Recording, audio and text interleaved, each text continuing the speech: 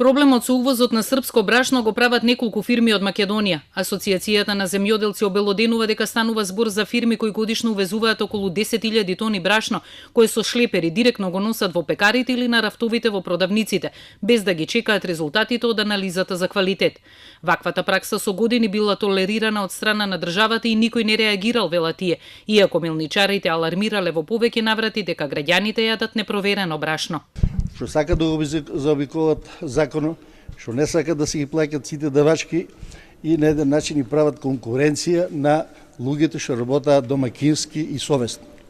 Од едните го чуваат брашното, треба да се чува во складови со пропишани услови, а другите директно додат у пекарите или у малопродажбата. Едноставно сакат на еден криминален начин да дојдат до повеќе економски средства. Од тука настанува проблем. Вчера и српскиот министер Расим Љајич посочи дека проблемот со брашното го прават тројца мелничари од Македонија кои имаат економско и финансиско влијание со што успеваат да наметнат вонцарински бариери.